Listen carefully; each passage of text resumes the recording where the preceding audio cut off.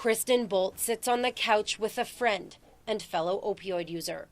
She started using 2 years ago when she was 17, after her mom took off.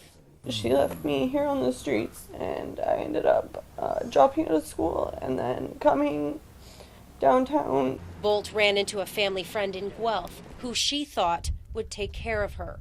I let him inject me, and then ever since that first one, it was just, you do it once and there's like, that's it, you're addicted, right? Bolt is hooked on heroin, but that's not always what she ends up purchasing. Most of the times that I would be trying to get heroin, it ends up to be fentanyl.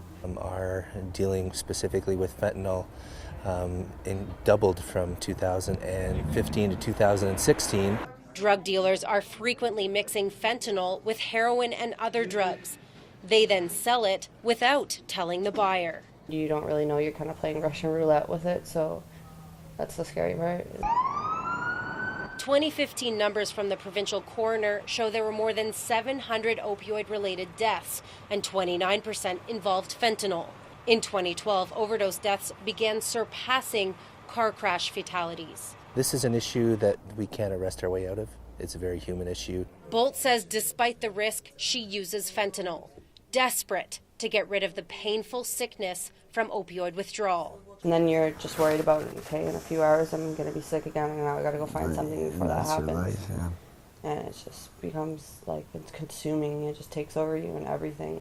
But as to whether she'll quit, at this point I can't picture myself being happy without the drugs. Like, if I knew that there was happiness beyond that, then maybe, yeah.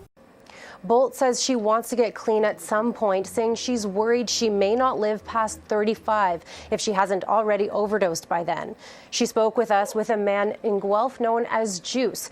He's 41 years old and has been using opioids for more than 2 decades. Juice sits down beside his friend Kristen Bolt. She has used opioids for 2 years. He has used for 2 decades. I've been injecting since I was 14, and I'm 41 years old. Juice grew up in a wealthy family and went to private school, but left when there were problems at home. My parents didn't even take the time to, ask me how my day was. I moved from a $1 million house into a crack house where I lived downstairs with 18 cats. That's when he started using heroin. Over the past 26 years, he says the only time he's overdosed was from fentanyl. And it takes so little. Like, you could have a few more little white pieces in there, and that makes the difference whether you're going to drop or not. The fentanyl high knocks them out. Folks are not interested in the fentanyl high any longer. And I think maybe they are a little scared. But they will use it. The addict doesn't really care. He doesn't want to die, but he doesn't want to be sick. Juice describes vomiting, mind-numbing pain all over his body, and cold sweats from withdrawal. Any opioid, an instant cure. It's a feeling that comes over you like a wave. I inappropriately call it a kiss from Jesus. On the street, he says heroin and fentanyl cost $30 to $40 for 1/10 of a gram, which is 1 hit. Adding fentanyl to heroin makes it stronger for less money. But if the buyer doesn't know, their life is at risk. If you sell me a point and say it's heroin, I'm going to do the whole thing, right?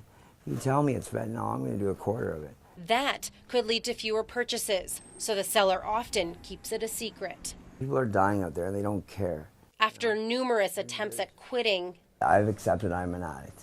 I'm 41 years old, and I've been fighting this my whole life, and I feel like such a failure. Juice will continue living his life the way he has since he left home and speaking up when others won't. Allison Tanner, CTV News.